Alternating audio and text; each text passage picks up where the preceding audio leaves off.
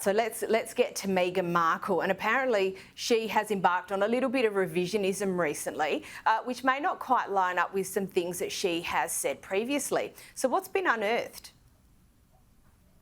Yes, so there have been posts from her previous blog about how she was raised by, her carefree and, loving mother and her amazing father that gave her sort of structure and discipline in life. And it's kind of a contrast from the image that's painted of her relationship with her father, because she actually was a significant part of her childhood. She was raised by her father as a single father.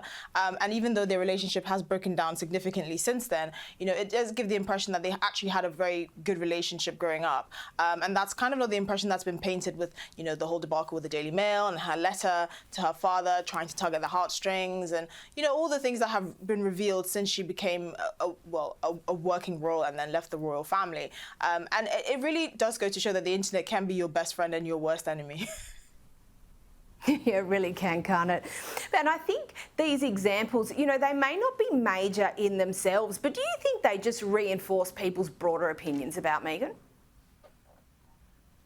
I think in a sense it does, because I think especially with the Sussexes, with the exception of Harry's book, it's always just been, insinuations and assumptions. Nothing's ever been very straightforward and very clear. So for instance, with her lawsuit with the Daily Mail, the judge said there were elements of her claims that were either factually untrue or that she left out. And when you kick up such a fuss about your privacy and how you want to be viewed and the things that are written about you, it's very important to be very factual and accurate. Now this may just be her lack of experience in the media and kind of dealing with the working machine of the press and the royal family more broadly speaking, but I do think there is an element of just withholding the truth or not being as forthcoming or trying to play a game that you're not very good at. And sometimes honesty is generally the best policy. Yeah, fair enough. Absolutely. Now, Esther, I don't know about you, but I grew up with South Park and nothing in their sites has ever been sacred. And they do have this, in my view, perfectly irreverent way of reading the room.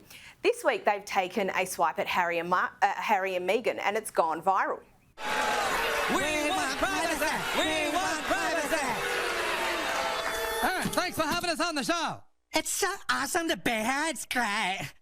So let me start with you, Sam. You've lived a life with the royal family, you've had everything handed to you, but you say your life has been hard, and now you've written all about it in your new book, Wah.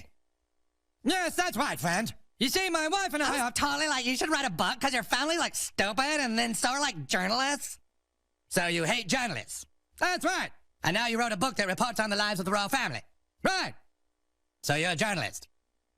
We just want to be normal people. All this attention is so hard. Esther, why did this play so well? One, because it was very funny. I actually watched the entire episode and I was howling laughing.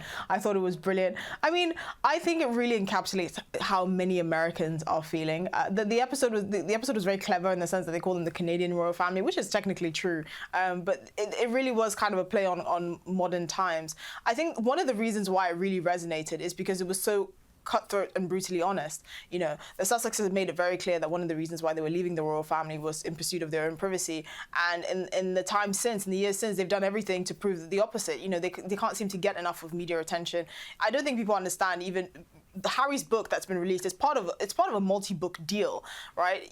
How many people leave their family and record themselves on the plane the entire time, or have a film crew follow them all over their adventures in pursuit of privacy? I mean, in the South Park episode, it was literally called the Privacy World Tour, which I thought was a fantastic play on the circumstances. But I also think it just goes to show that really they are getting out of touch with the American public more broadly, because I think people are just starting to not understand what exactly the grievances are of a very wealthy, privileged couple could possibly be to warrant all this constant media attention and this constant whinging.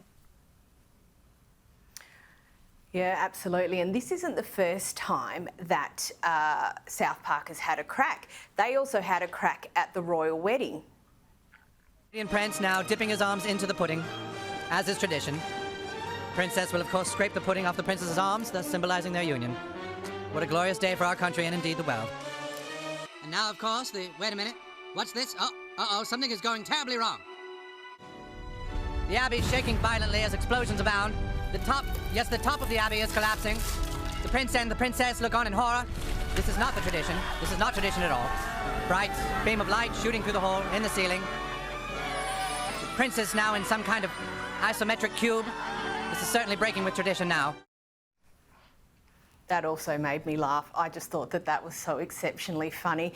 And do you think this sort of parody plays to the views of younger people, you know, their views that they have towards the royals more generally?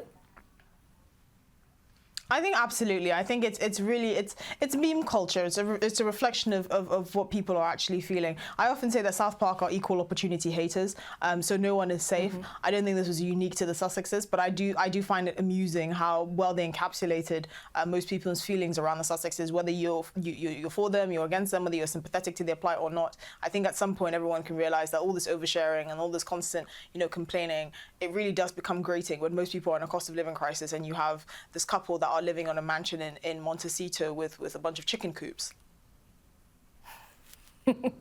I'd pay good money to see that. Esther, thank you so much for joining us again. No doubt we'll have a chat with you again soon. Thank you.